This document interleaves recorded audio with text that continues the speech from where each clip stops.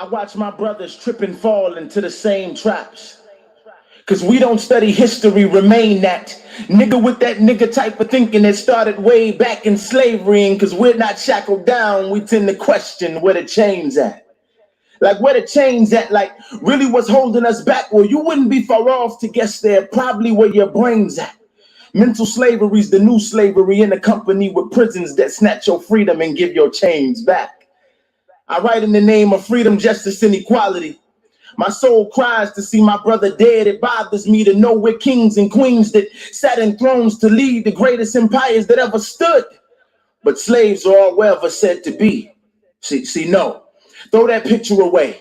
That's why I brought the paint and brushes to stroke up a piece of art that properly portrays just who we were in history and debunk all the myths that we believe to be true and say, damn, I'm a god and can't nobody ever change that.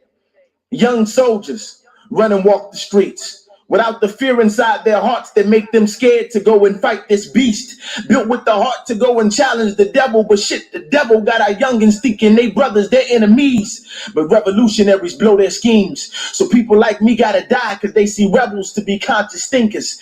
Problem children, that's just how they see us. Brothers and sisters who say fuck the opposition. I'd rather die than be a slave in a master's eyes, punk to a bully's pride. I'm for my people's rise. I can't just sit back and be quiet. No, that's not for me. My ancestors died and fought. I'm that Turner in the flesh. It's not sweet. I'll make war like I'm Toussaint. Label me crazy, label me whatever. I don't trip because everyone you've labeled crazy, you hated their guts for what they've done to call you out and put you on Front Street.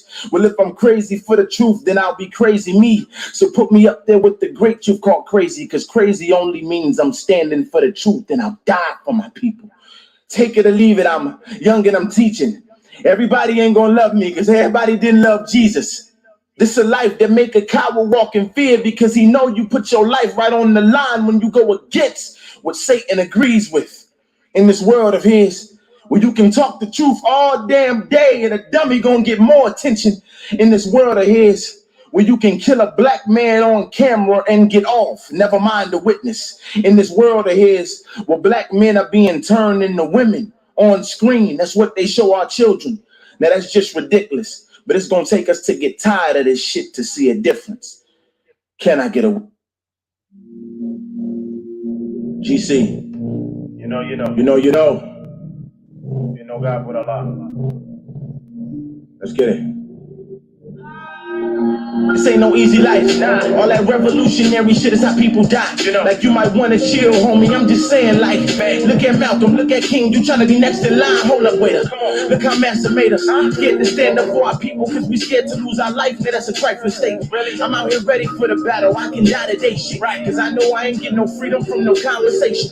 Man, I cry and stare up at the ceiling every night and think about how black people so screwed up in their minds, and how that's by design, and how with nothing we so satisfied. When we abuse, we justify it. It's like watching a bully pick on children for money. I'm the one that kick his ass and say don't bother the youngins. Get their cash and tell them that the next time they see him coming, tear him up, make sure you jump him, leave that pump with a pumpkin, and they say, young guy, are you ready for the ride? Do you know what you're kicking into? Do you know the price of fighting for your freedom? You know you can lose your life. I tell them, yeah, I heard this all before. I know, but I'm not into sitting on the side. And I know it's all for freedom, then a brother gotta fight. What you're saying doesn't move me, you can see it in my eyes. You can meet me on the front lines, I'm a revolutionary soldier.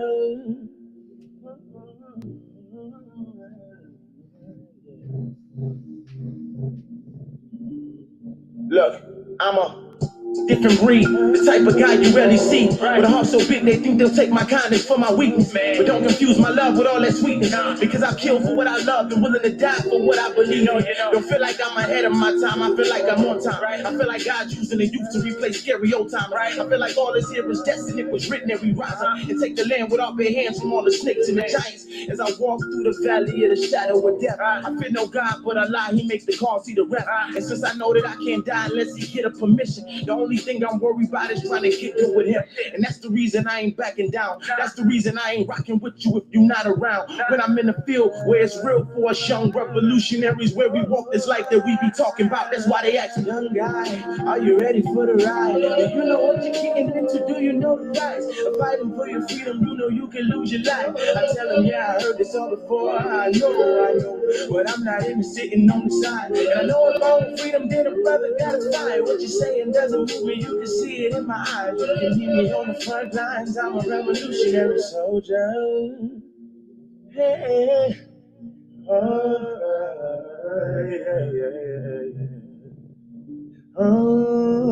the good die. My flesh ain't got too long. Yeah. But when the body's all gone, ideas live on. And if I go today, if you don't remember nothing else I say, remember that they try to get in your way. Cause everybody's scared of change, but stand up brave and say that you gon' do it anyway. Cause when the body's all gone, ideas live on.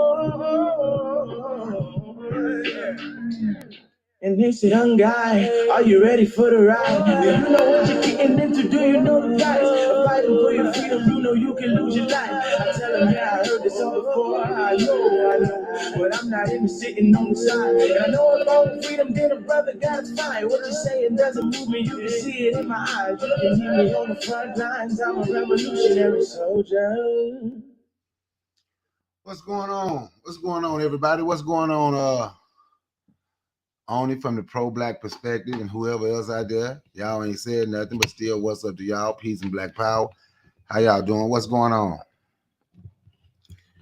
You know, I just want to come on here and talk a little bit. Talk about how we can win. Well, we have to change our mindset. Certain things that we allow to rule the day in where we live, we're going to have to change that. Certain things that we allow and follow and allow to get traction and blow up on these social media sites, we're going to have to change that. But we can't change none of that until we believe we can win. Until we believe we can do any and everything. Until we know. I was talking to my brother on, I told him, it don't make a difference. We can win. I know we can win. Shit, because I'm going to win. What's going on, Grandma used to say? I tell people I'm going to win. So if I'm going to win, y'all going to win, but we're going to have to win together. You know, it's going to be hard. I just started. It's okay. It's going to be hard for me to win by myself. I need Shaka to come through with his 50 magic machetes so we can win.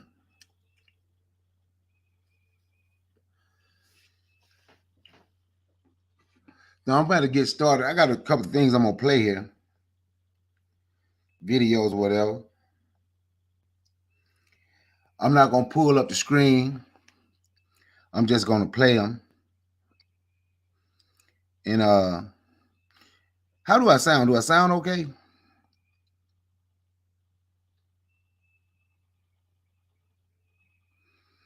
Do I sound okay?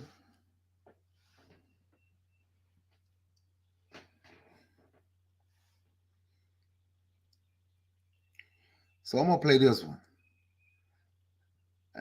Yeah, he got his 50 magic machetes. I hope he's listening to me too. And this is what I'm going to start. If y'all know this guy's voice, I mean, y'all know who it is. If you don't, I'll tell you. So y'all just but I want you to understand, right? This is what you have to deal with niggas. Listen to it. Niggas are the worst people on earth. I do understand why they made them slaves. I think one of the worst things that happened was they stopped making them slaves. If they'd have kept niggas as slaves, we'd have built more shit. We'd have been better people. Whenever black people were under the oppression of white people, they did more. They were more productive people. Name the shit you've built since being out of slavery. Name it. You claim you built DC. You were enslaved when you did that. You claim you built the railroads. You were enslaved when you did that. Everything you claim you built in America, it's when white people had the whip on your ass. What have you built since?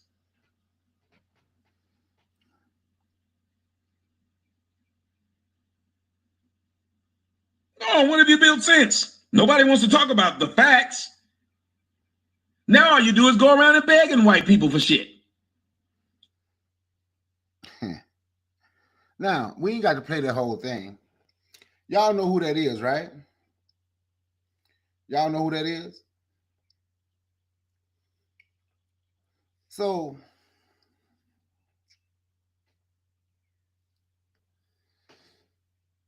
what is he? Should have been slaves. That's the only time you built some. You know, but I had to play it. And I know if I found it's other people that will come in the chat and say, yeah, you know, but it's white people, it's his subscribers. Nah, and if they will, we should have crushed it. But he had a lot of black subscribers. The way he used to talk about black women and this type of stuff. Dude had about 60,000 to 70,000 subscribers, if not more, at his peak. And all he ever did was talk negative about black people, especially black women. Especially black women. That's all. That's the only thing he's ever done. So negativity rules the day. Then you will find people who will go around. Then you find some people who will agree with some of the stuff that he's saying. I had a friend one time. I literally had to put her out of my house because she turned it on talking about, listen to what he's saying. He telling the truth. This is how black women be. I said, ain't you black? Yeah, but my ass. I know the butt. The butt, get out of my house. You in here, get out my house. Get out of my house. Don't come back. Because see, when we say, yeah, but they got a lot of white subscribers. So, but we don't want to hold a black person accountable. That's a black person sitting up there saying that. We can say, yeah, he done sold out. We can say he's doing it for a check. Don't make a difference why he's doing it. It doesn't make a difference why he's doing it. He's doing it. And he can do it on social media. And I keep telling you, these people do the things that they do to us because they know how we're going to react. Because they can sit and hear us talk about one another in that way. They can hear us talk about one another just like that. Just like that. And don't nobody want to say anything. I'm finna put the link in the chat.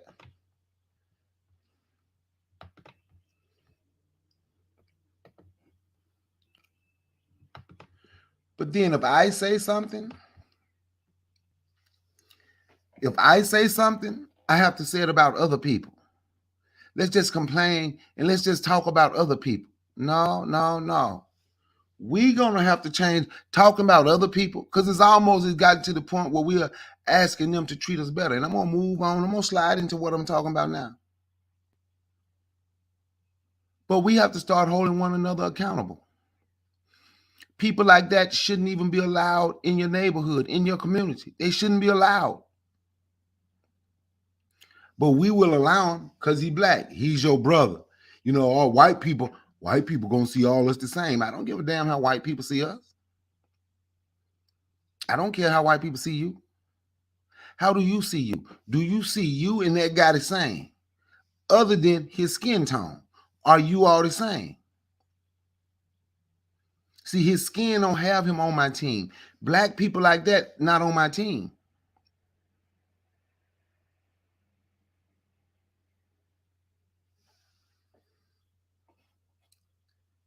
I don't have to stand up for something, but it ain't going to change.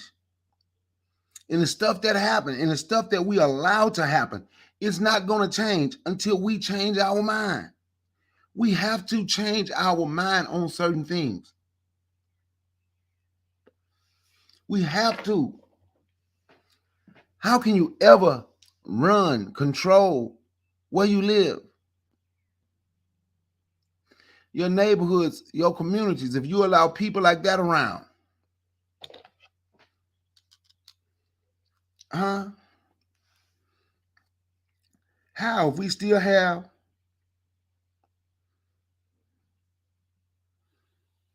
the mindset where that's okay. And I know him saying the N-word is okay because we say it's different today.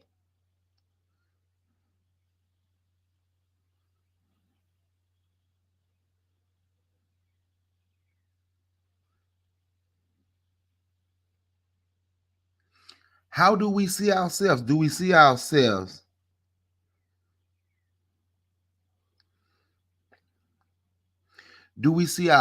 ourselves less than? Or do we see ourselves greater than? Do we see ourselves equal to? How do we see ourselves? I do believe we have an inferiority complex as a people. Not one of us, not two of us, a whole lot of us. And that's going to have to change. There's things that we can do. But whatever it is we do, it's going to start in your mind. And if we don't change our mind, our situation ain't going to change. Our situation ain't going to change. I'm going to give you another example.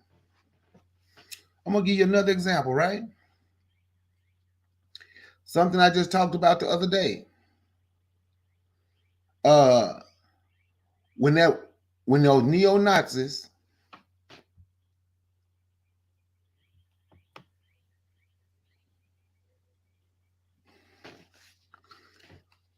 what's up? You got something you want to say? Yeah. I saw a conversation about the N-word.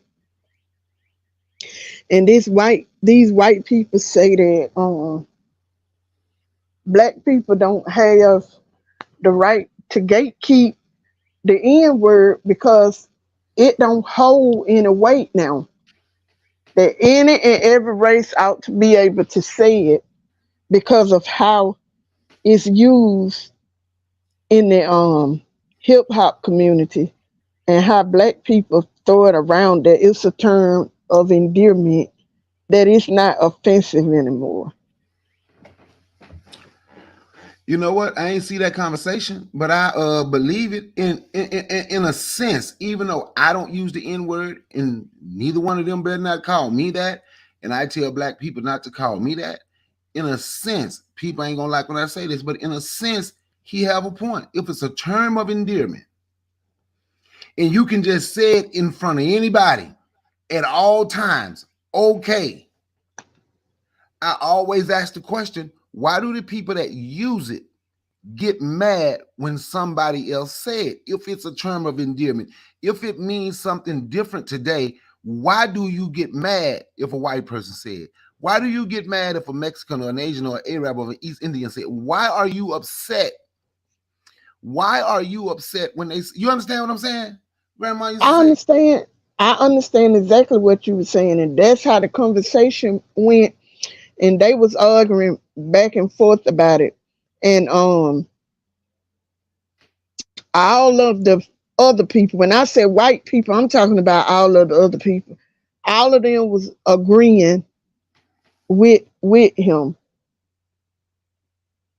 Even about the spelling of it. Yep. The ER and the A. Yep. And so they said that it doesn't, they just said, and they was for real. It don't hold any weight. It shouldn't be offensive. And they said that we gatekeep the word. And they said that's not fair. And I'm gonna be honest, and I hate to say it like this, in a sense I agree. It's black people who say I'm black and they N words. Yeah, They N words. Black right. people different than N words. The same black people that use the it's different. And you know what else the argument was about when it came to that? They said that, and black people got this started too, I believe. And I'm gonna say what I said and I mean what I said. That the N word, the definition, it never had anything to do with race. It always meant ignorant. And that's a lie. No, that's not what it meant. That's not what it meant. No, it was demeaning. It was degrading. What's going on, guy? 12 Vels, Miss Vita, how y'all doing?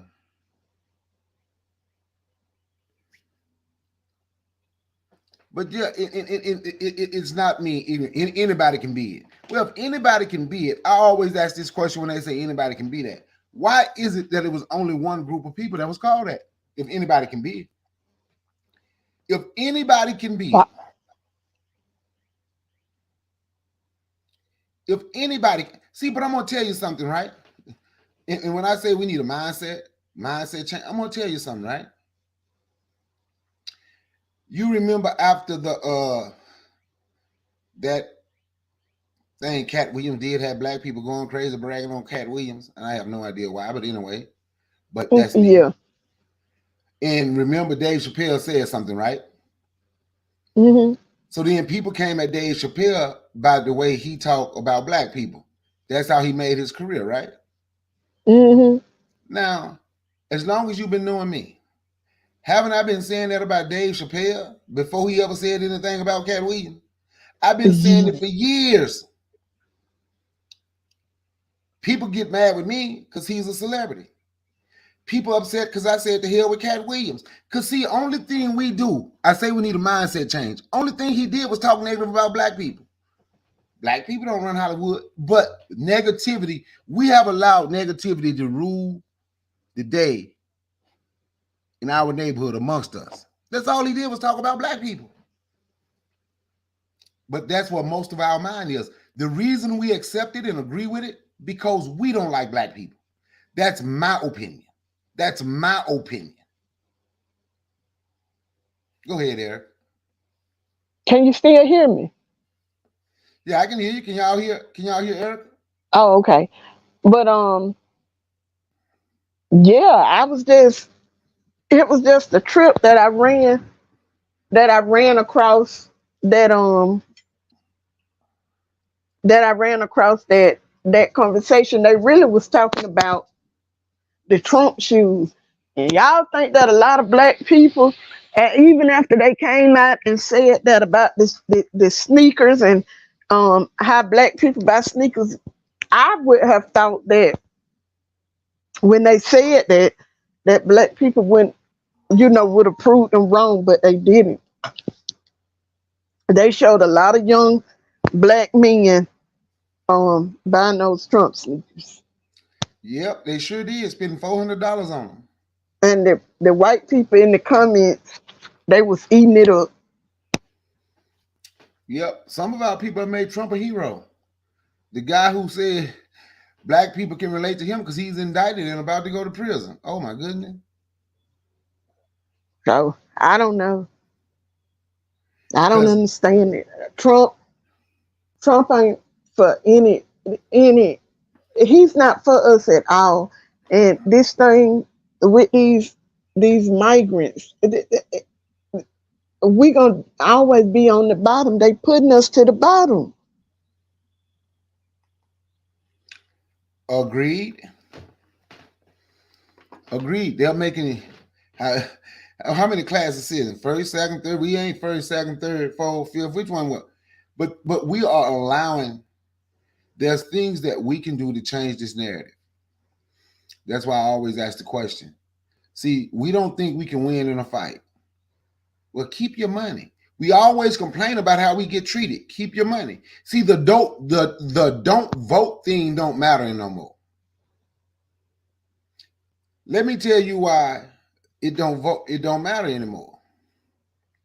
It does not matter because the Democrats have given all this free stuff to these immigrants to get those Latinos on their side. See, the Democrats and Republicans work together, and both of them want to get rid of us. We're what they want to get rid of. They are showing us, they show us in so many ways that they don't need you no more. That's why I don't understand why people are running to Trump. No, I mean,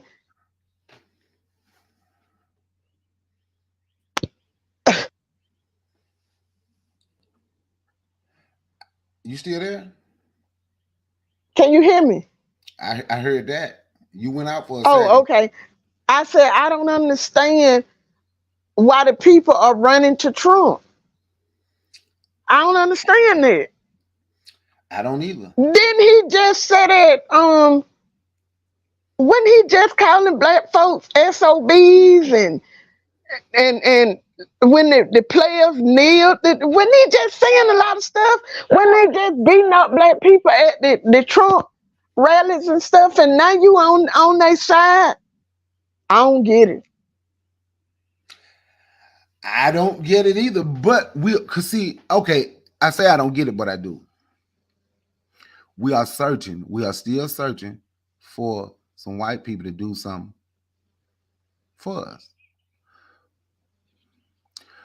Israel Carey, what's going on, my brother? Hey, it's a lot of black people on social media, Israel Carey, that has made Donald Trump a hero, bruh. It's a lot of black people on social media has made Donald Trump a hero. They have made him a hero, bruh. It's a lot of them. They love him. A lot of black people. Yeah, that's what I'm talking about. It's a lot of black people on social media. And I ain't for Biden either at all. At all. I'm just saying that either way, it's not going to benefit us. I don't see it anyway. Maybe somebody else see, but I don't. What's going to benefit us is when we have a change of mind. When we know we can win. When we know that I have no idea what they think Israel Carey, what they think Trump gonna do for them. But you know what? This is what I said about Trump, his first presidency. And I told my friends this, and I told my family this. My friend came back and told me, he said, man, you were right. I said, you know what made Trump good the first time? Not that he was good, but what he did that was good was he put a veil from black people's eyes to show us how this country still feel about us. Or he raised up the skirt of America so we could see everything about how this country still feel about us. He did his job. He did his job. He didn't do it for us. He was doing it for them, of course. But we were supposed to be able to see that. And so many black people just ran to Donald Trump. I think Cornel West fell out the race, 12 L's. I think he fell out the race. And you're right, we could have, and I agree with Forecast. With some of that stuff, Cornel West used to say, everybody, his brother and sister. I do believe if he could have won, he would have been the one that would have probably done something for black people.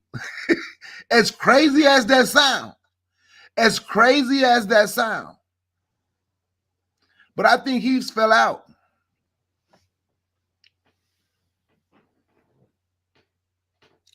Now, I don't think they knew how to... I don't think they knew during Bush. I don't think they knew during Bush. Because, see, a lot of stuff Bush did, Obama inherited, and this is not me caping for Obama, but Obama inherited some of the stuff. Some of the stuff Obama first term that Obama got blamed for, if we honest, a lot of that OW had already done. Oh, you don't think he'll do nothing? You don't think Cornel West will do anything for us, Miss Vita? Okay, I got you. I understand. I just said if anybody do something, he would probably be the one. So I'm not gonna argue with you on that. Israel Carey, I vote for Bugs Bunny before I vote for Trump or Biden. so now what we got to do is we got to think about holding our money. We have to think about holding our money. I got another video on. You got anything you want to say before I play this other video? Mm-mm. Okay, let me play this other video. This is a perfect segue right here. I think it is anyway. Could be not. Can't say. But just listen to this. I want y'all to understand these y'all landscapers and y'all painters and plumbers and who we hiring over our own. Let me make sure I have it. Now, not this one. This is another one. I'm gonna play that one. You ever heard of Barnesville, Georgia, Eric? Mm-hmm.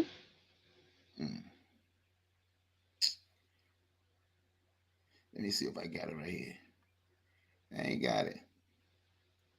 Hey, excuse me. Hey, Oni, send me that video I sent you with hot dog sweating that. Send it to my other phone. Not the one that not the one I sent it from. Because I can't send them from phone to phone. Yes, I can. Don't worry about it. I got it. I think, yeah, I got it. Don't worry about it. Don't worry about it. I got it. I mean, y'all smash that like button. Smash the like button. Yep, smash it like you smash your homie girlfriend.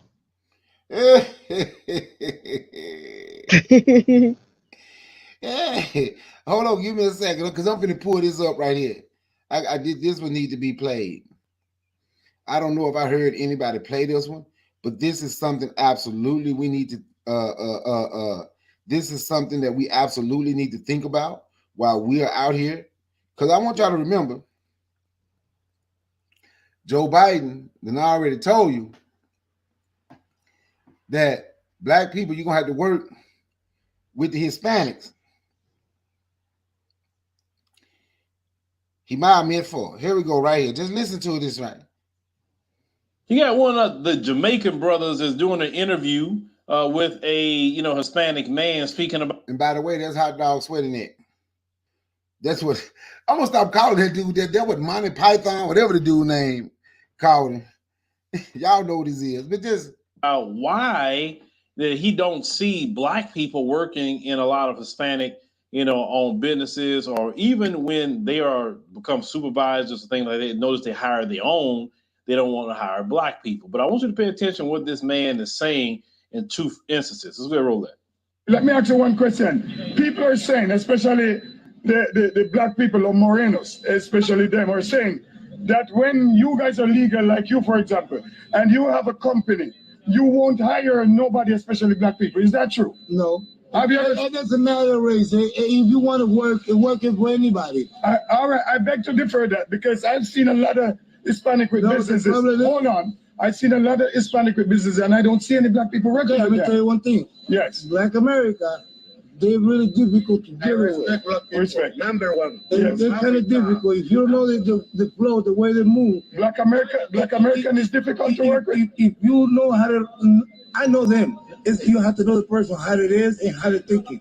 Because you have a conversation depending on how the person is. You're coming straight. The sun is kind of. We're coming at you know. Yes. They're America. They have paper, okay? Yes. When you hire them, they know they're right. When you say do this, they get mad. You're strong. They're America. I can see. Okay, I ain't gonna play the whole thing, right? But what I want us to understand is, right, those are the people we calling to mow our lawns today.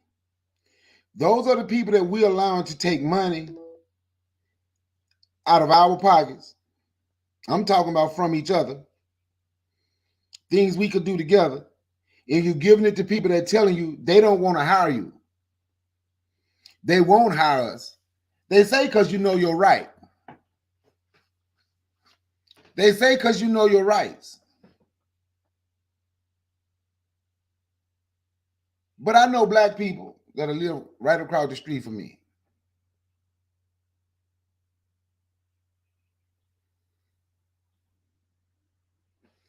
Yes, they're against us, Miss Vita.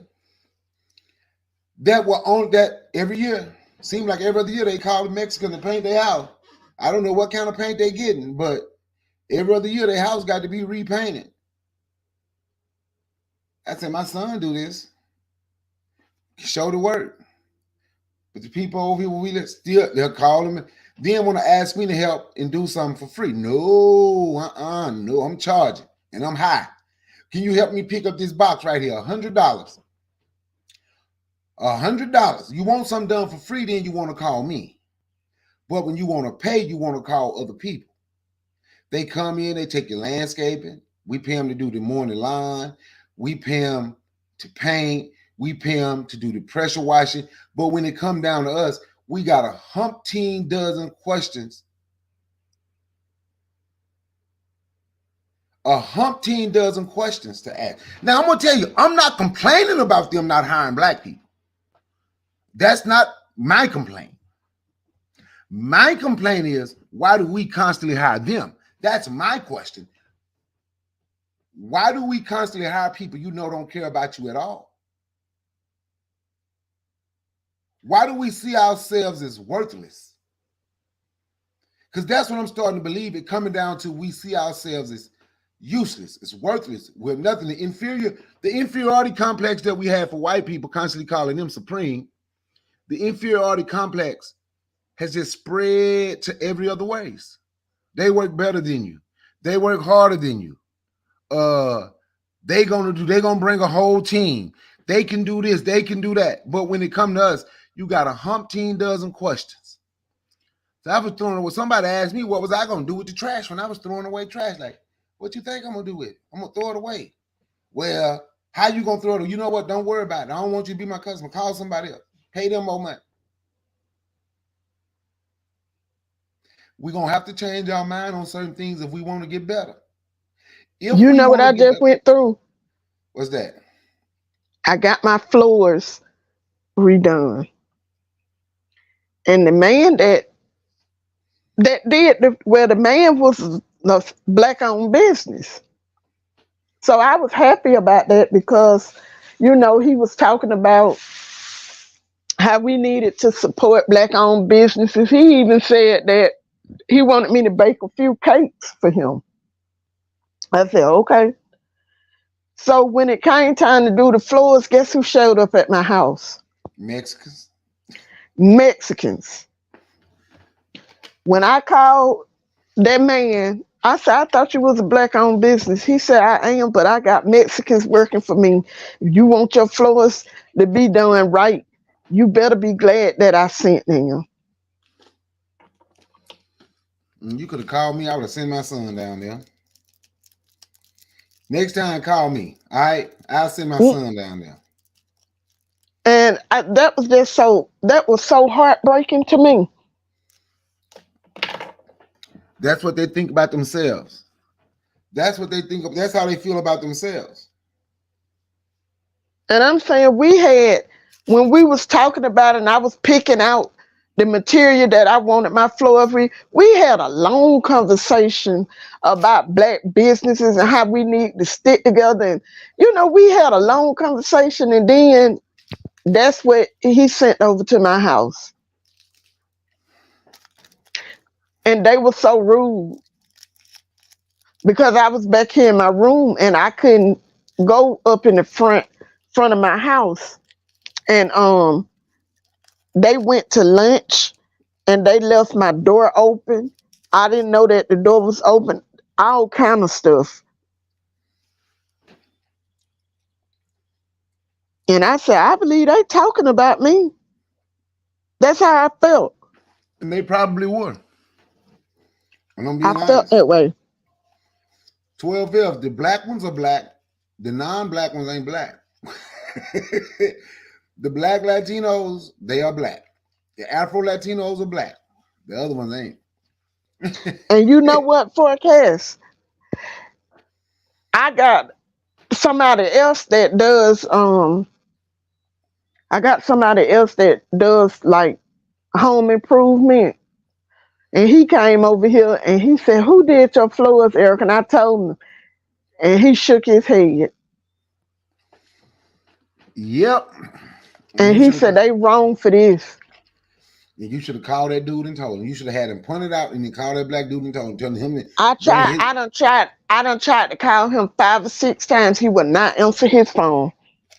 Okay, I got an idea. We gonna call him on 3-way tomorrow. You gonna give me the Okay. number and I'm gonna call him. He ain't gonna even know you on the other end. Mm-hmm. We'll call him on 3-way tomorrow. We will call him on 3-way. Ms. Vita said on the flip side, some black establishments work harder and more efficient for non-blacks. Facts. I absolutely agree with that. It's because of the lack of respect we have for each other.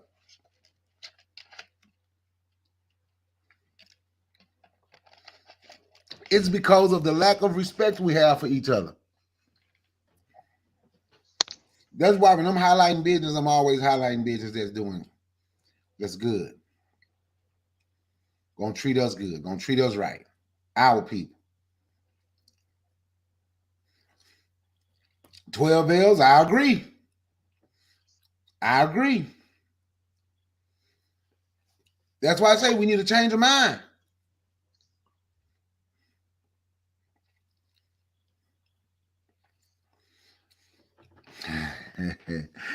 Hey, did the other contract double the price forecast? And I ain't saying that to be funny. I'm gonna tell you why I asked that question.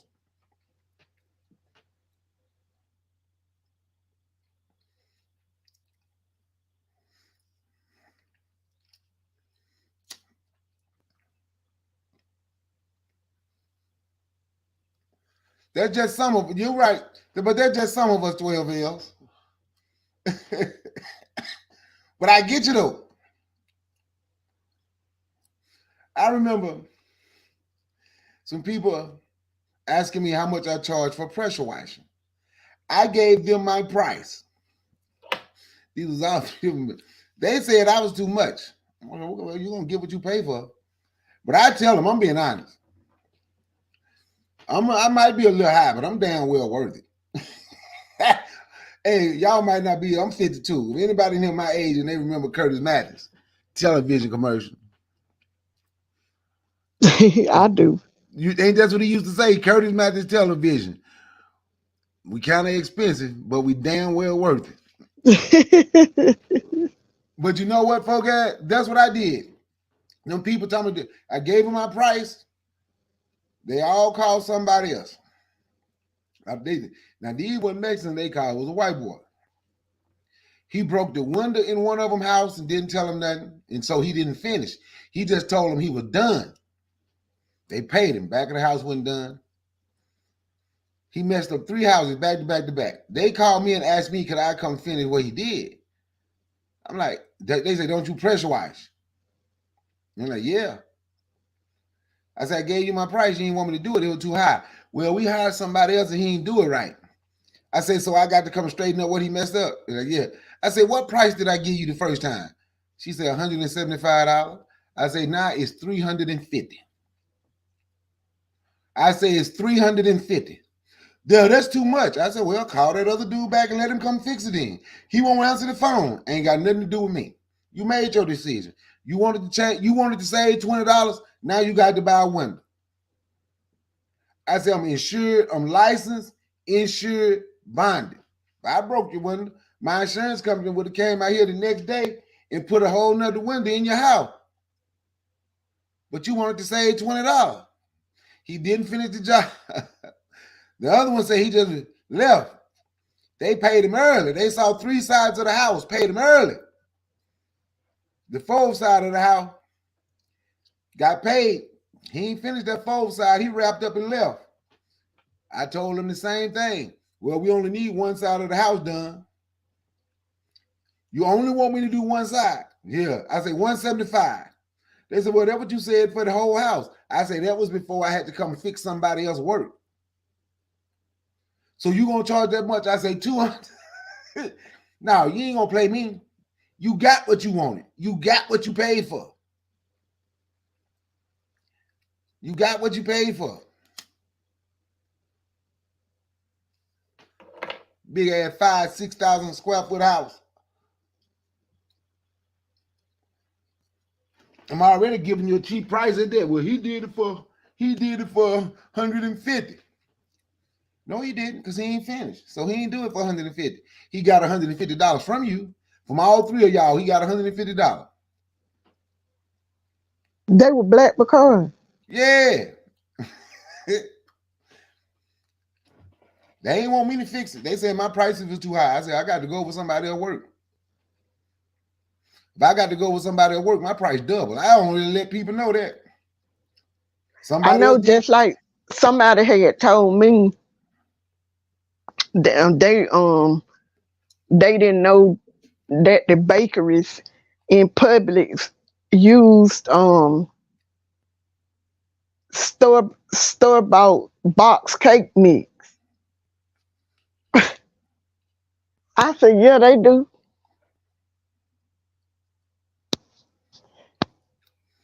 But you paid them $80 and you didn't want to pay me $50. Yep. That's how we get out, because we have to change our. We've been taught through all these years not to trust us, but we've also had good people teach us why we should trust us. Everybody ain't gonna be right. So I try not to focus on them. Because when we start focusing just on the ones that do wrong, then we make that encompass all black people. We'll just say black businesses do this and black businesses do that. We encompass all black people. And all We do the same thing that them others do to us. Stereotype. Say it again, Miss Vita. Miss Vita, say that again with exclamation points. Say it loud. There are black businesses with good work ethics. We only need to deal with those. Exactly. And once you get rid of, don't let nobody come tell you if this black business doing it for, let's say the job $400. And this brother or sister come over here and say, I can do it for $150, $200. If this ain't their first job, and they ain't just coming out, they ain't just starting, they been in business for a while, that's the kind of work you're gonna get. But it's that go across the board for everybody though. That's across the board for everybody. But we can take care of each other. We have a stronghold. We have a business stronghold right now that we get away from. That is our neighborhood, which we need to turn into a community.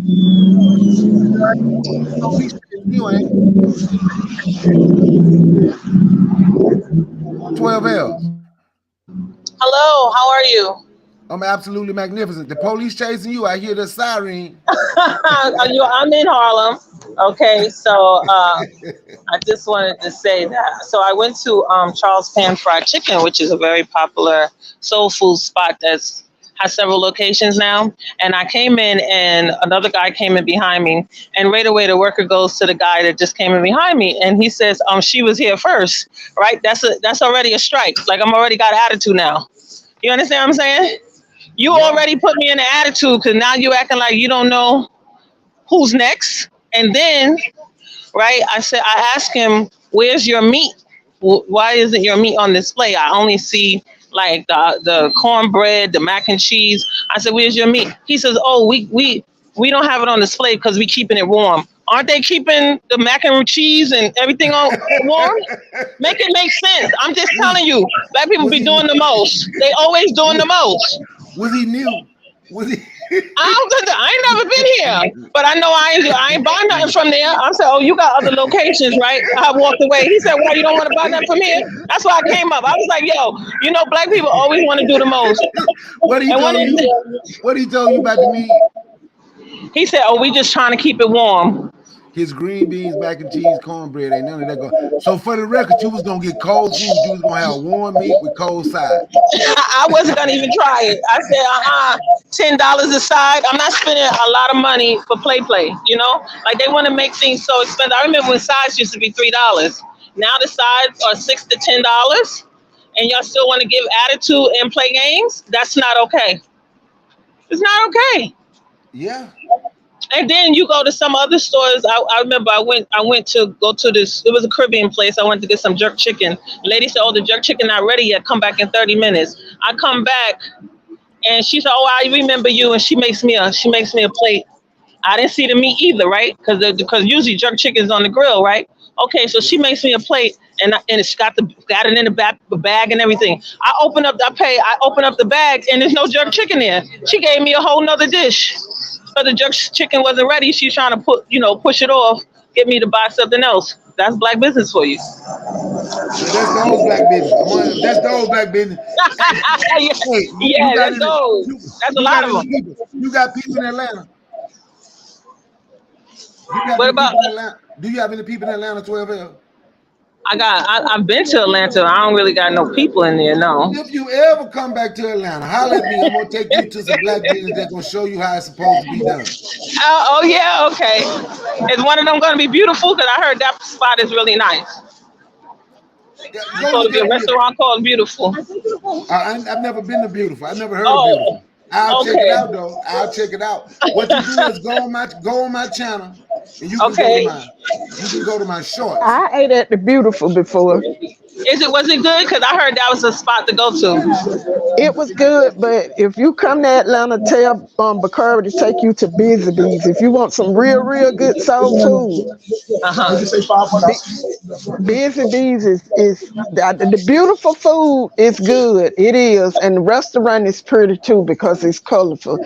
But Busy Bees got the best soul food in Atlanta to me.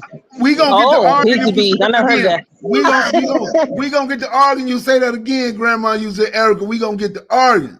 I don't care about that. You know, I be down for an argument. We gonna argue. You come here. I'm gonna take you to what they call. I'm gonna take you to Big Daddies. Oh, okay, Big Daddies. I never heard of that too. What'd you say? You never heard of Big Daddies? I heard of Big Daddies too. The next time you in Atlanta, matter of fact, I'm just gonna pick you up and take you to Big Daddy. I'm gonna just take you to Big Daddy. Take you to Big Daddy there. And then on the way home, take me to Big Daddy first, and on the way home, let me get my plate from Busy Bees so I can bring it home with. Busy Bees, I like that. Hey, now, Busy Bees is spelled B-U-S-Y and then B-E-E-S. Okay, I'm gonna look it up because I never heard of that one. That's good to know. Now, look, I'm not gonna knock you. I'm not gonna knock Busy Bees. I never heard of Beautiful. Busy Bees line be so long. See, Big Daddies wouldn't leave what some people call the hood. I call it the black let me tell you something. Busy Bees line be so long, but it's worth the wait. I'm telling you. Busy Bees like downtown, right? Yep. See, Big Daddy, right by that Walmart. Right next door to that. Big Daddy wouldn't leave what they call the hood. I call it black neighborhood. People tried to get Big Daddy to come over here and set up by the Braves Stadium. They would really, really invest some money. Come set up over here by the Braves new stadium over here where I live in Cobb.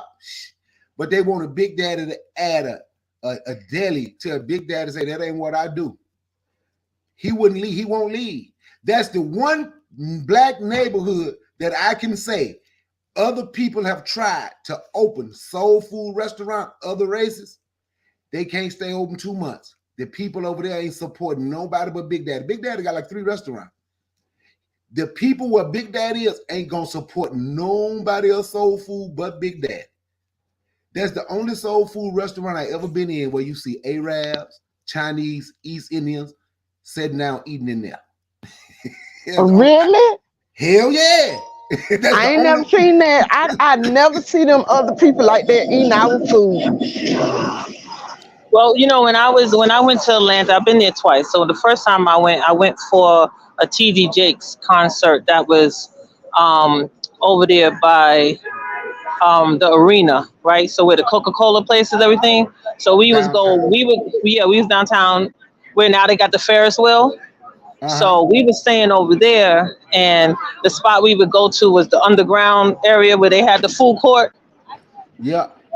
And so, you know, they had a lot of different restaurants there, and it was really nice. And so, because I was near the train station, they were talking about 5 Points and everything like that. They had told us if you take the train station, you can go over there if I take 5 Points train station and you go to see Beautiful, they got a lot of artwork and stuff. It was like, they said it's like a place where they got like local artists displaying their artwork.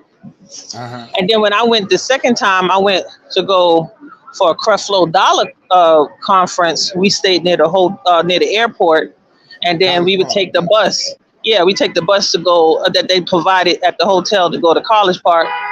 And you know, they had a commercial strip where they had all the fast food chains that we're used to. So I never even got to go to that restaurant that a lot of people talk about that they was fighting and stuff at. And we didn't get to go over there, but we was trying to check out that diner because we go to IHOP up in New York and downtown. You know, in Atlanta they go to, I forget the name of it now. What's that? That's Waffle House. yeah. So we was gonna try to go to Waffle House, but Waffle House was quite a distance from the church. So that's why we didn't get to go there. But I had a good experience both times. You know, we was near the Phillips Arena the first time, so we just stayed around where the Phillips Arena was. And the second time, we stayed around wherever College Park was. Yeah. I'm going to play this other video right quick. It ain't long. It is not long. But this is how we feel about each other. It's going to have to change if we want to get better. Let me make sure this is the right one. Let me see if this is it. Looking for an easy way to get that LLC next to your business name? Say hello to Taylor Brand. You just go to their site, enter your LLC state at YouTube.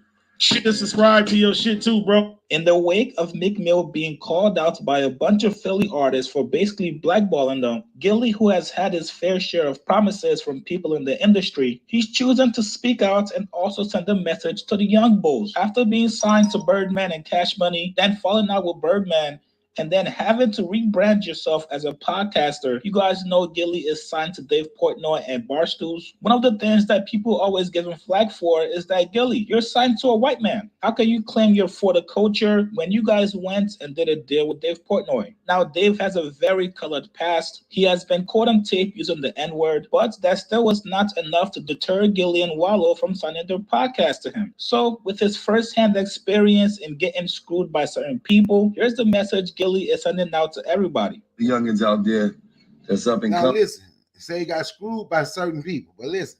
Man, you know, the realest shit I can tell you is, don't you believe in these niggas? You ain't gonna get no money with these niggas.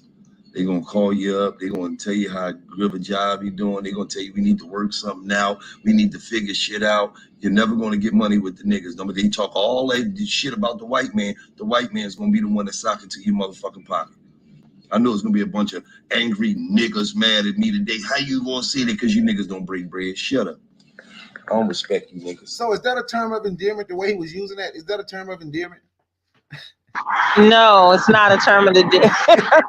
No, you got to do- disrespectful. It being disrespectful. All you have to do is talk bad about black people. Get on here, talk bad about black people, and the next thing you know, you're gonna have a company like Barstool. And I didn't even know, somebody had to get that dude's name and look him up. And you can see the guy that on Barstool, according to this guy, being caught saying the N-word, talking bad about black people. But this guy get on here, he can get him a $10 million deal, $15 million deal with this white guy calling black folks the N-words. You ain't gonna get no money with no N-words. Then he say help all the other N-words. Just go work with them. But when I say negativity rule today, I ain't gonna say the name of his podcast. His name Gillie the Kid. If y'all want to look him up. I don't watch it. This right here just popped up on something I be watching. I watch some boxing and stuff, and somebody played that. But when I say negativity rule today, and we got to change, I know everything about black people ain't positive. I know that. I think we have more positive than negative. But when it comes to social media and just life, and you want to make some money, social media, especially here, the goal is to be as negative about black people as you possibly can, and your channel will grow. How many subscribers did the woman have who said abort black male babies? Just think about how many subscribers did the dude had who died, he made sure he let you know you never try to fight up, you always fight down. And black men took that as we gonna fight our women. But How many subscribers do these people have who's always speaking negative of black folk? Always. Because we have allowed negativity to control us.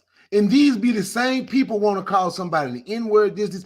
Then they would turn around and say they're conscious. That's why I tell people I don't even know what conscious mean. I really don't. What is conscious today?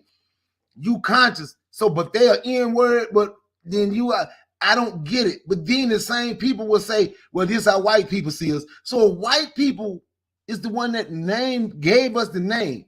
So that means they will see all of us as an N-word, I guess. I don't concern myself how someone see me, as long as they don't say it to my face, as long as they don't cross me. I don't care what go through their head or what they say to their friends when I'm not there. I don't concern myself with that. But the point is, why is it if you talk like this about black people, why is it so many black people run to subscribe to you if it's not disdain that black people have for each other? Go ahead, whoever was that. Erica. Because people like negativity and drama. That's what sells.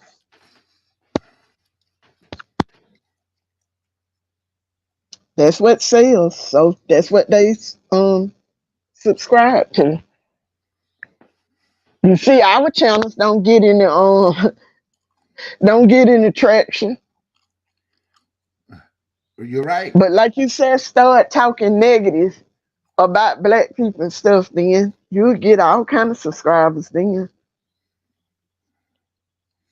That's just how we are. I don't know why, but that's how we are.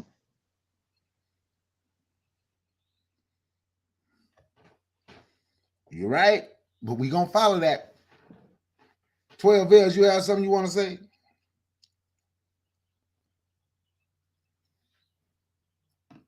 I think the police done finally caught up with 12 L's.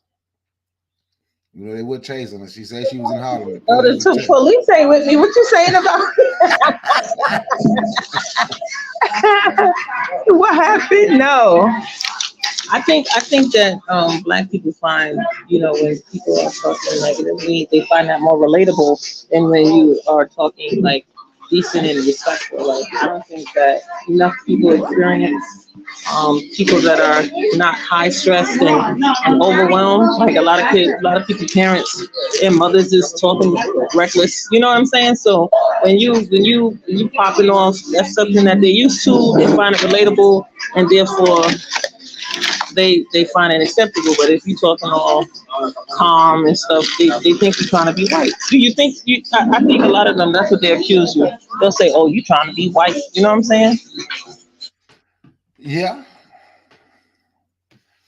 And so I'm saying, unfortunately, high stress, loud black woman is more relatable than one that is calm. Even though we did embrace Oprah, but I don't think we embraced Oprah because we found her relatable. We just embraced her because she was definitely a black woman and she was on TV. But I don't think that they felt like their families. I think they put in the same category the show Bill Cosby.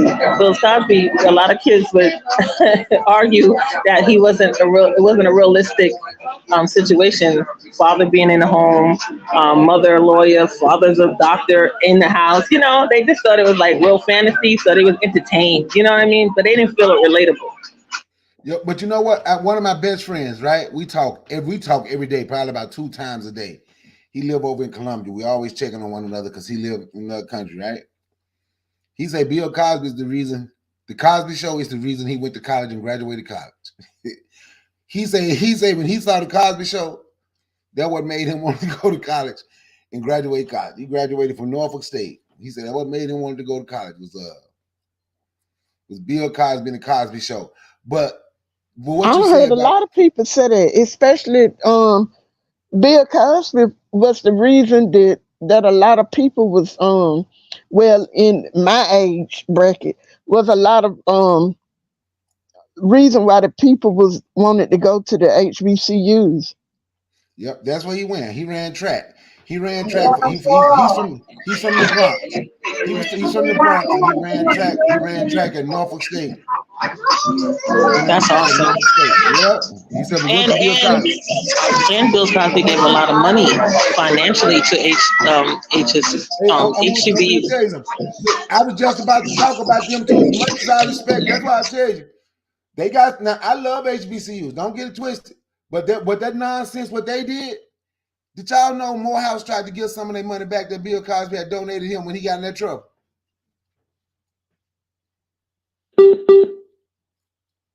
Yeah, I didn't think that was right, but that's dumb. I feel that's definitely dumb, but I thought it was just a level of being disrespectful.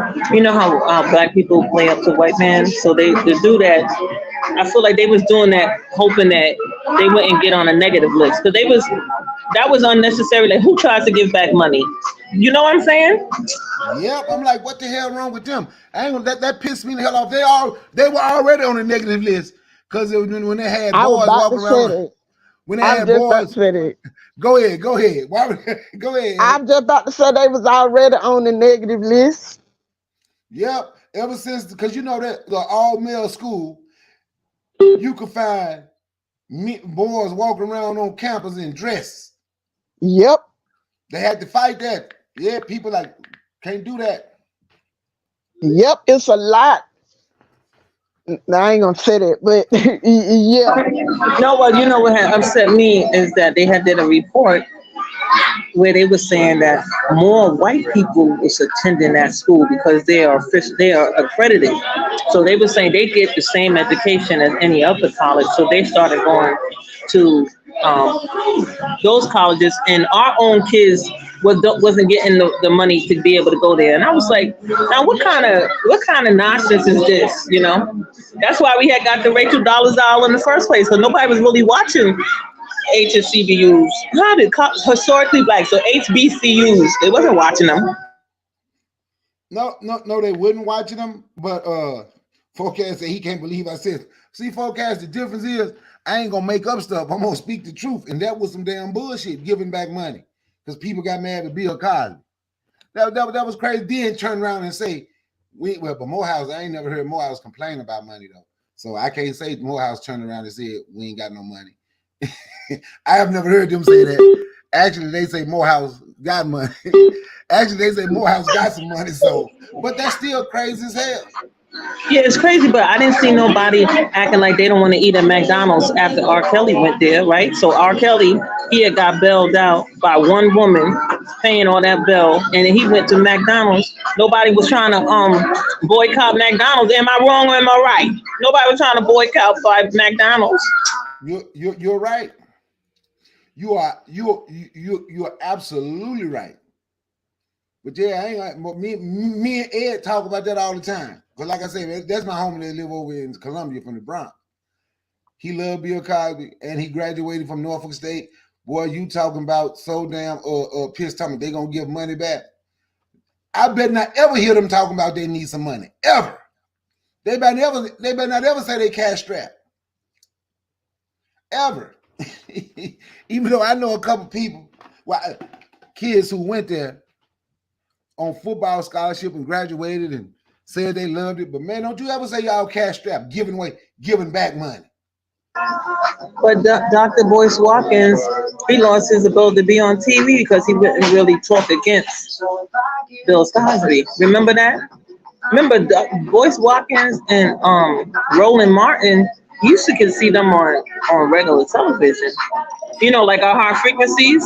We didn't just have them on YouTube, but because they was trying to make you remember how Roland was playing the fool with Hillary Clinton, dancing with her, and everybody was like, "What's going on? Why he clowning?" Mm-hmm. Too many black people be doing the most though, but they be trying to keep their funding. So, you know, I don't know. Sometimes I feel like we play with the racist machine too much. You know, like if we're gonna be really independent and we're supposed to be about black media, black this, black that, then why do we play up to them? Yeah, I I still think that's part of inferiority complex. And then we don't think we can do something. We don't think we can do something without them. One of Forecast cousins from Virginia, one of his first, this guy's Forecast first cousin, like Forecast always talked about how he looked up to this wrestler named Tony Atlas, right?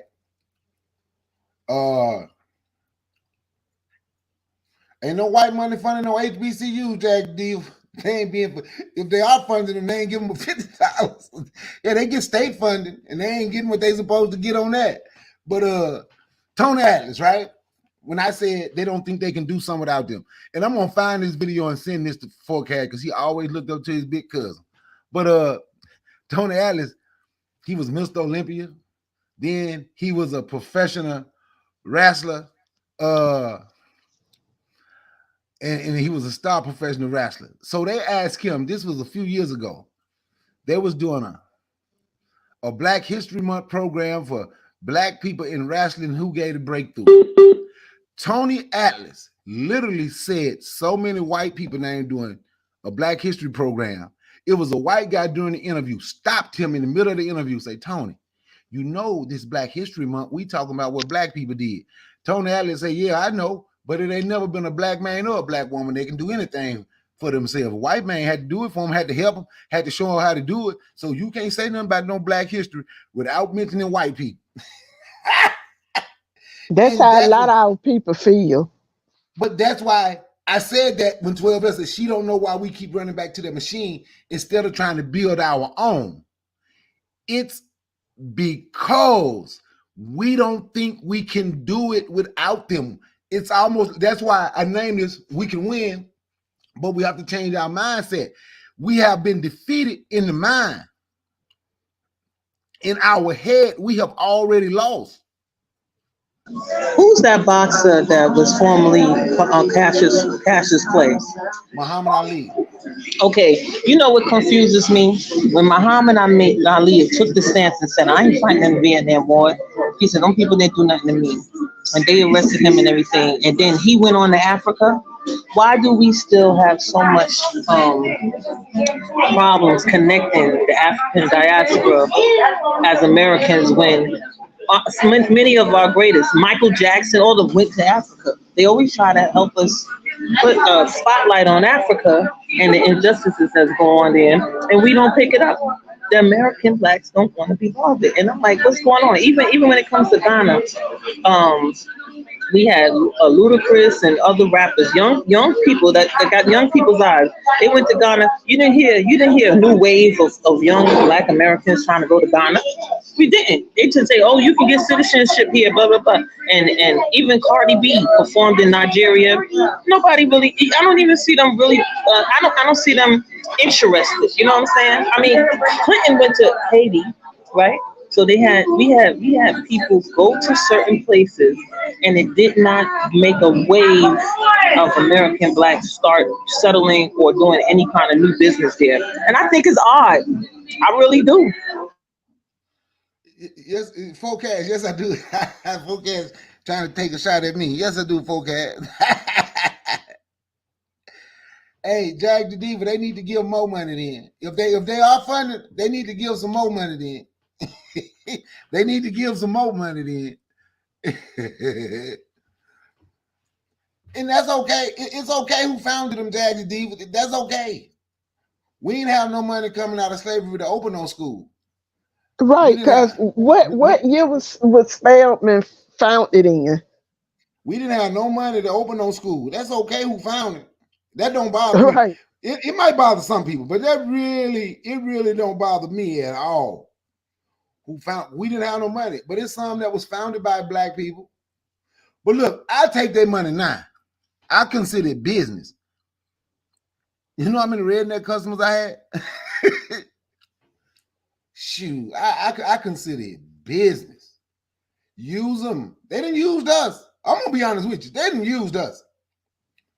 So if you can get something from them and you ain't got to sell out, get it. Get everything. You can get it that you and can. You ain't got to sell out. Get it. Use it. Help yourself. Help your people. Anything you can get from them and you ain't got to sell out. Get it.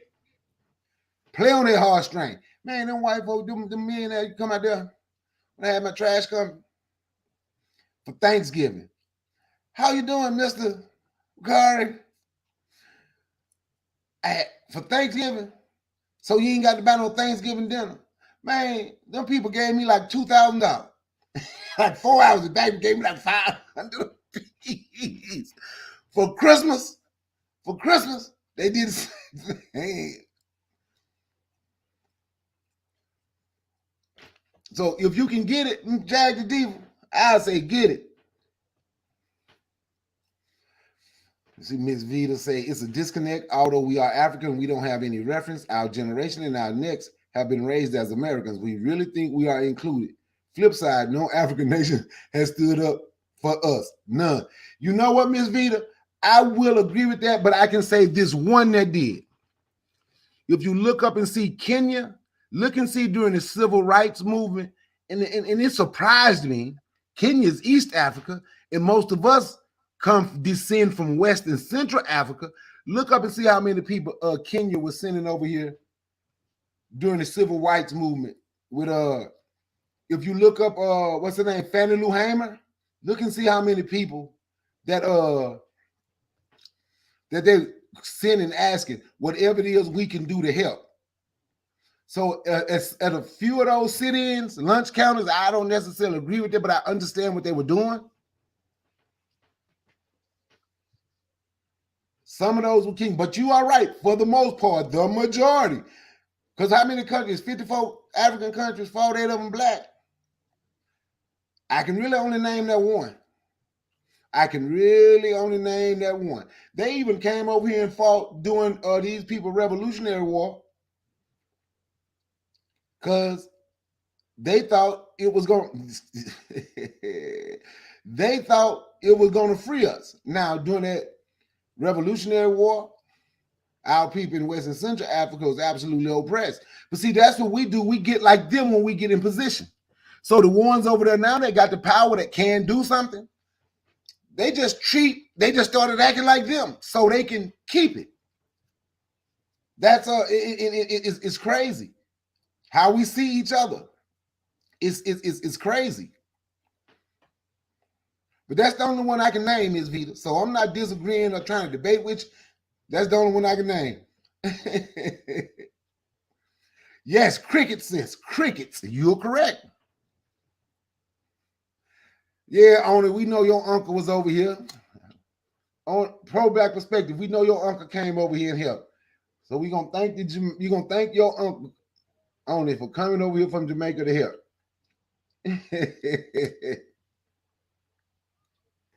But who ready to change their mind and say we're gonna pass by all these businesses in our community until we own the community? We need we need community-owned business. We're going to have community-owned business and you're going to have private business. But what we need to do, we shouldn't shop at Hunjin Corner Store until they ain't there no more. I be praying they get out of the neighborhood. They don't want to do no business. See, like, I'm going to tell y'all a story. I know Eric know. Forecast probably know. I used to do business with some Chinese, right? A lot of Asians. I walked in the restaurant. My son, Keyway, told me I was cooning for the Asians. I asked him how they coming to meet y'all and feeding y'all free because y'all with me. Because I tell them I'm good at what I do and I demand respect. But I used to hold conversations with these people, right? They hired me to do some work, hired my business, and I noticed they had some more, hired a black plumber to come. The outside contractors, all the outside contractors they hired was at this particular time was all black. So they sat down and they tell me that we sat down and we talked. See, they got a system, the way they do things. And that's what we're going to have to do. We're going to have to organize. I don't know how it is all around the rest of the world, but here, and Cutter, if Cutter was on here, Cutter, who's part Filipino, will tell you the same thing. The Chinese run restaurants. Here in the area I'm at, Chinese own all the Japanese restaurants. They probably own them there too. But anyway, if any other Asian person want to get in the restaurant business, they have to pay homage to the Chinese. Koreans do the beauty supply. Any other Asian want to get into beauty supply, they have to pay homage to the Koreans. The Vietnamese with the nail salons, so you got to pay homage to them, right? They don't like the Japanese. And this is, I'm telling you what came from me. Me, Guy, and Cutter was having this conversation one time, and Cutter was like, you know, how you know all that? I said, because I talk to people who I deal with, right? But that's what we need. So they're not going to cut one another out. So when you see a Thai restaurant, it's fronted by Chinese. They got to pay homage to the Chinese. I'm talking about here. They sat down, broke down the whole system. They will hire one another, like Chinese in a Chinese restaurant. They hire Koreans. They can hire Thai. They point them. They're not trying to step on one another's toes because they know that's how they are going to make it. I'm not saying we have to do what they do, but what I'm saying is we do have to organize in a way where we can grow. We do have to organize in a way where people don't just see us as food. I say I'm a lion. I'm in try to make it. That's like he who greets the fire. But they can come to my neighborhood and we food. We supposed to be the male lions. We supposed to have a so they can see us and our women as food. They take our money. They beat up our women. They call the police. Them Arabs be the drug dealers in the neighborhood. But we sit back and we allow it to go on. So we got to organize. We've united to like Tony was saying today. We do meet up. People in church meet up, but what you meet up for? The gangbangers might meet up, but what they meeting up for? I don't know. I'm just saying. But we have to organize and we have to strategize so we can take control of our stronghold. Our power is our neighborhoods where we live. And once we understand that, we're going to have a stronghold, right? And that's our power, and that's where it began. I agree because one of the stores that was black owned that was in Brooklyn, they did not they only accepted cash, right? So they're not even doing what other stores do. So first, number one, you have to have cash, and then they didn't even do delivery. So they're not even really being competitive. But you gotta have cash to work with that particular store. And so when things really started changing over, they lost business. They had to go because nobody got time to have to come there in person and pay cash. When we get used to all the other stores, and you just charging. You know what I'm saying? You just boom, boom, boom. So we do need to organize that everything be more on the same level. We don't get the same services. A lot of black businesses that I've experienced, they do not do delivery. So even if they got a great product, you gotta physically come there. You got 1,000 things going on. We gotta come there and get our own food. That don't make no sense to me. If you go to another business, Mexican, I had a party. I did a party. I needed someone to cater, right? It took people a wing wagon right there on Fulton. That's still there. You gotta go there in person. The Hispanic spot, this Mexican spot, they come over, they deliver. I had to go with the Mexican spot. Everybody got no time to be decorating this and that, and then gotta go over there and pick up the food.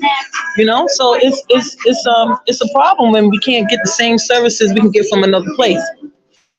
Now, can I tell you what I heard just then? What you said, 12. I'm gonna tell you something. I'm gonna tell you what I heard. Yes, I do. What I heard was there's an opportunity for someone where you live with a small car, because you don't want no big gas guzzler with these prices, to go talk to these black business and say, I have a delivery business. Of course, they're going to charge a little more. You already know that to deliver. So now there's an opportunity for a business right there. You just got to talk to them. So this is how it's going to work. Or you call that, or they give the number, and let's say you want to order from that one spot you just said, right? Instead of calling that spot, you call Leon's Food Delivery. So now Leon Food Delivery is going to put your order in. Leon going to bring you your food. So now there's an opportunity for see, we have to start thinking outside of the box. Mm-hmm. That's all we got to do. We just need Leon. You know a Leon up there in Harlem. Just go talk to Leon. When you get off here, you call Leon and tell him you got a job for him. And you tell him what the job is. He already got a car. And you tell him what the job is. There's an opportunity for business. I agree, but I think that the reason they don't have it is because they don't want to pay. You know, like I find that a lot of businesses, they don't want to do the extra fee. So therefore they don't have the manpower that's needed, and they'll just cut it off because they're like, oh, that's an unnecessary cost. So they're like, look, the people that I get enough money from people that come to me in person and people that pay cash. I agree. I'm saying sometimes you yourself might have to pay if you want it delivered, and you know that the people don't deliver. Like the person that's doing the delivery, they charge their own fee. Like if I'm the delivery person and you want your food delivered, then I charge my own fee to come and pick the food up for you and to deliver it to you. It's a way. See, that's what I was saying. Yeah, like that's how we use the Uber. That's how we use Uber Eats. Yeah, that's what I'm saying. And Amazon. Yeah, we got that. Yes. That's what I'm saying. We call Leon, get rid of Uber, call Leon. Leon need to start his business right now. I got the delivery business. So now this is what you do. You order through Leon. Leon, let's say you 15 minutes away. It's probably going to go by miles. Well, for that miles, your order is $10. So for me, it's going to be 17. I'm just saying. I'm just throwing some numbers out there. So it's $17.50. Since you busy and you want your food delivered, since you're paying Uber and we paying DoorDash and we paying everybody else, right? So Leon does a little bit cheaper. So Leon need to look at Uber and DoorDash and all them. How much they charging for this? That'll be 20. So I ain't gonna charge 20. I'm gonna charge 18. So now you putting your I'm gonna charge $19.99. I'm just playing. That's a good thing. So now I'm gonna put my order in through Leon. I just gave Leon a business. I don't know if Leon listening or not, but Leon, wherever you at, Leon, I'm gonna put my email address in the chat. I think Leon's listening, but I think his name is just, Pedro and Felipe, because we have that going on, but as our American blacks don't want to put that work in. Like, let's keep it real. Like in the Caribbean areas, we got those dollar vans. They might be $2 now. Why don't we have vans like that in all black communities? We only have it in the Caribbean community. Do you notice that? The dollar vans is only in Caribbean communities. Why? Why is that? Well, I don't live in New York, so I don't know. But so tell the Caribbeans over there on it, pro-black perspective. You tell your cousin that he need to start going to the neighborhood where the African Americans live, because we black. So tell him to take the dollar van over there too. Tell him don't just try to pick you and your family up. Right. Kofu and his family. My family needs to be picked up. 12 Vales got some people that want to ride. She might want to ride Erica, Cassandra, Jack, yes. Miss Vita, Forecast. There you go. Pro-black perspective. I'm putting that in your lap for you to do right now. Facts. And then also I find in the Caribbean neighborhood, they'll go and they do drop off and pick up door-to-door service for your dry cleaning, and they do those barrels. Like a lot of Caribbeans like to send stuff by barrel, and they make sure whoever's going home or whatever can check on the barrel. I'll be like, look at this, look how organized they are with their stuff, But in our neighborhood, I just don't find that we do it. Like when I was at the National Action Network, that's what Reverend Al Sharpton, right? You have people, they not like up to date with the computer, right?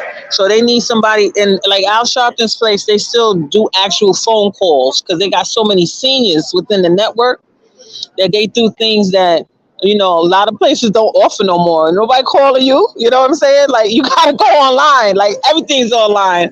But you know, where they pay. You know, Al Sharpton is older. You know what I'm saying? So anything with more senior base, you're gonna see that there's a change in the movement, right? Like they move different. But at the same time, if you want to appeal to young people, you have to also include what young people are doing. If they're doing things by apps, you're gonna have to have that available so they can do it. Like I'll pay through my Apple Pay, right? They'll say I'll pay through my Apple Pay, have that available because you don't only want seniors that's gonna pay cash. You want to be more, you know, inclusive of especially the younger people, so you will still exist for decades after. You know what I'm saying? Like you don't do things that young people doing. You just gonna just once you when it's over for you, when your day comes, it's just gonna be over. And I don't think that that's right. Too many black people don't pass the baton. That's what I feel makes a problem for us too. They don't do a consistent teaching. They don't do it. They don't do it. I'm so it's so real. Like younger people not doing that. They text and everything else. If you don't have that available, you're not gonna get them. They don't got no time to be making phone calls and doing all that. They operating with multiple screens and everything else. So you got to be able to be there like them. So when you go to your meeting place, 12, church, the mosque, wherever it is you go, when you look at Leon, blush at him so you can get his attention, right? When you tell Leon about the delivery business, tell him you got the name of his app, Leon's Food Delivery. And they come through Leon. I'm telling you, I'm just throwing it out here. Just like I called Cassandra yesterday. I agree with you. Cassandra, I called Cassandra yesterday. There's some businesses out here that we can start when we say we're looking for a job. And I'm gonna be honest, man. When we say we're looking for something, let's say you want to get in the trucking business, but you ain't got your CDL. Cassandra say she gonna look into it and she gonna talk about it on her and Forecast show. So I'm just finna give them a little sneak, Cassandra. Do y'all ever see the cars riding behind the 18-wheelers carrying wide loads? The vehicles with the sign say oversized load on the top of the vehicle? I think so. I seen them. Yeah. You know what you need to start the business? Go to the DMV, pass the test, and get a business license. If you got a car and that's something you want to do, now you got a business. So then what you got to do is go door to door. That's how I do things. I'm still a little old school with some things. I'm going to go door to door, business to business. I'm going to do all that street work. Sweating, stink. By the time I make it to the 10th business, I'm going to be sweating and stink probably because I'm going to be walking around out there. This is what I do. Let me be the pilot vehicle for your oversized load. Let me be the one that do it. This is the price. This is this. You understand what I'm saying? Just pass the test at the DMV. Yeah, I understand. Yes, I agree with you. Pass the test at the DMV. So I gave him just a sneak peek. I gave him just a sneak peek, Cassandra. I know you're gonna talk about it on Forecast because you're gonna do more research than what I'm talking about right now anyway. You're gonna talk about it. But that's it right there. See, bam, look at that. I have thrown 2 businesses out for y'all today.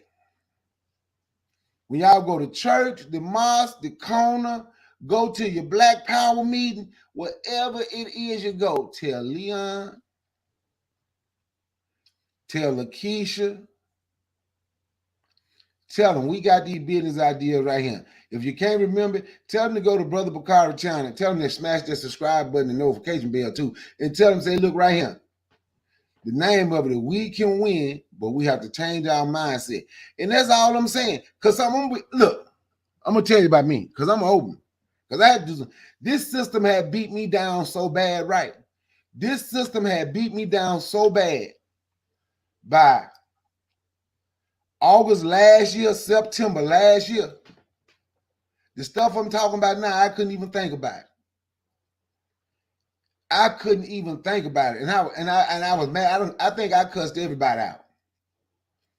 Some took it, some left, some come back, some. But because I'm saying to myself, man, I sat up and I like, man, I said, I've been doing this my whole life. I ain't had no choice because of how I was raised. I said, man, it finally got me. I was talking to myself. I said, it finally got me. But I had to regroup. I had to regroup now I'm back because I'm doing other things. It's like, I ain't even talk about everything that I lost. But yes, everything. It had me. But I had to regroup because I'm a soldier. I got a 20-year-old son, 21-year-old son at the Jackson State University, 20-year-old daughter that both of them grinding. I was down for some months. I can't let my kids see me down forever.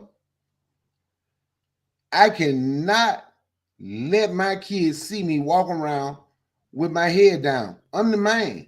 So don't care what happened because I learned.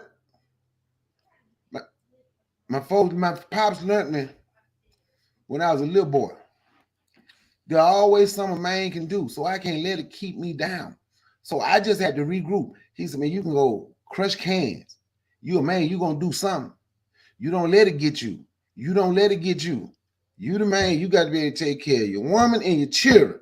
Respect, love, provide, protect. But it had me. I had to regroup. I'll go ahead. Hold on a sec.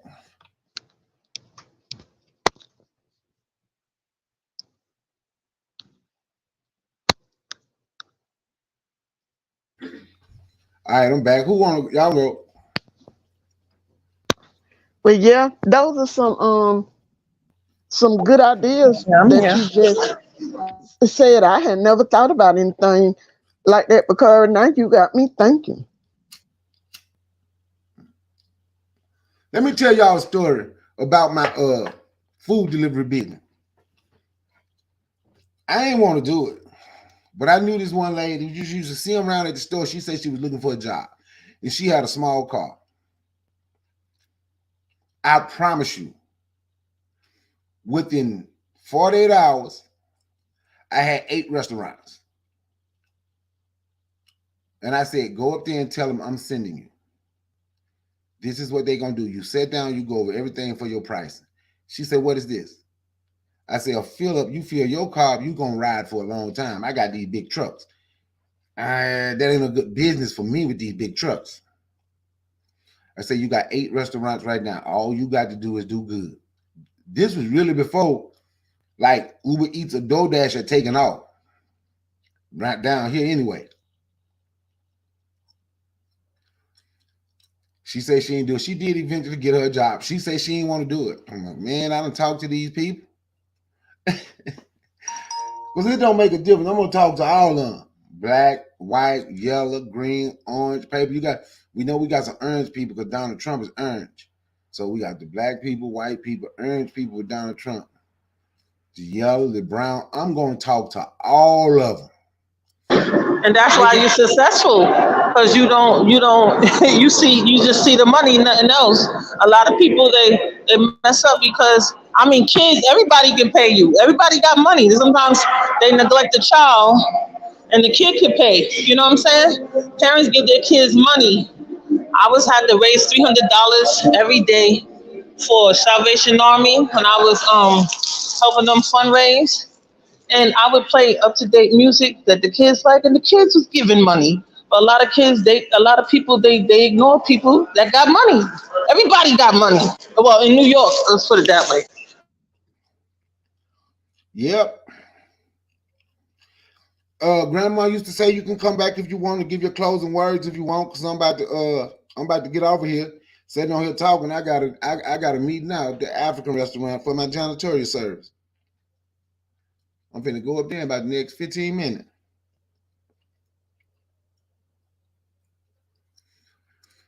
Miss Vita say church, barbershop, various clubs is how our ancestors passed. Yeah, we got to talk to them. Go out there, talk to our folk. We can't be scared. We can't be scared of each other. We can't be scared. Look, I talked to one of my dude, Carzel. That's the name of his restaurant, Carzel's Kitchen. Some good food. If you're around his way, ask Maurice. I took him there.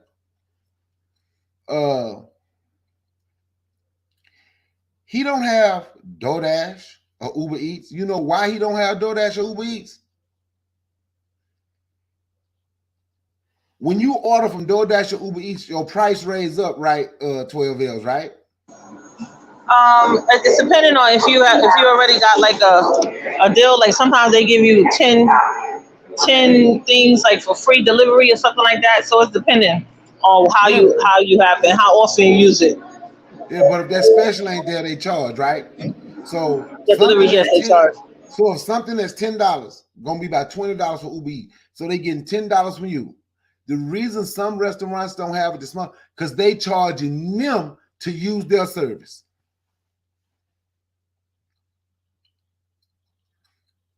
They charge the restaurants like $5 every time they get something from them.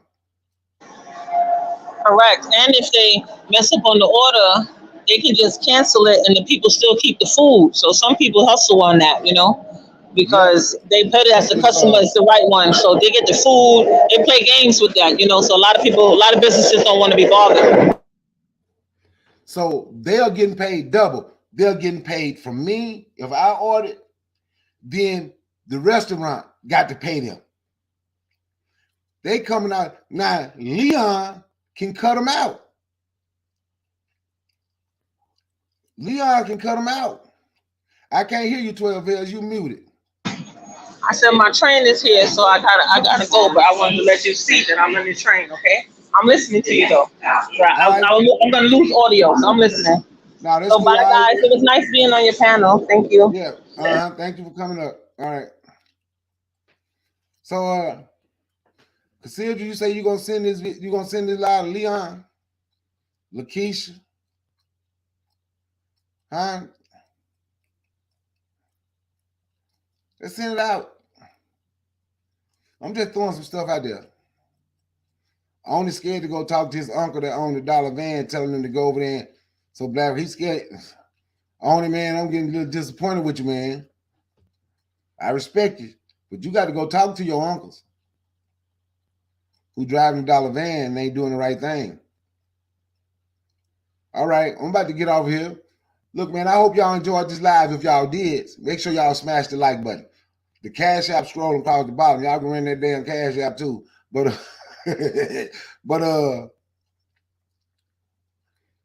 I hope y'all enjoyed it. Once we change our mind, we're going to win. See, it looked like we're losing now. We're really not. See, we've been holding our ground, even though it don't seem like that.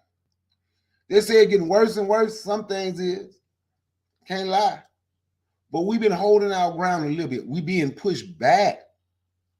But we ain't losing. All we got to do is change our mind.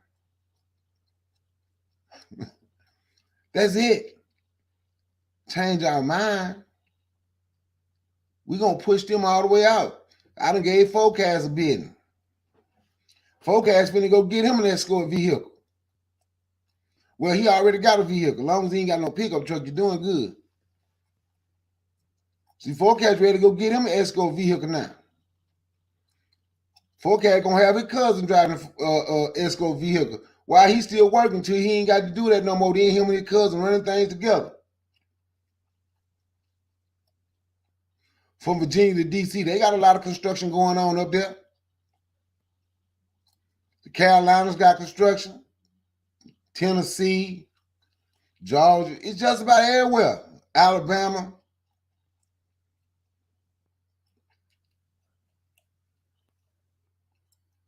Huh? We got this. It look bad, but we got this. The ones that want to be a part are going to be a part. That's why I say we got it, because the ones that want to make things better going to make things better. And once we make things better, then it's going to make things better for everybody. But we got to do it. And on that note, I'm about to get out of here. I thank y'all for coming through. I want y'all to remember, be black, buy black, think black, love black. Everything else will take care of itself. Peace and one love.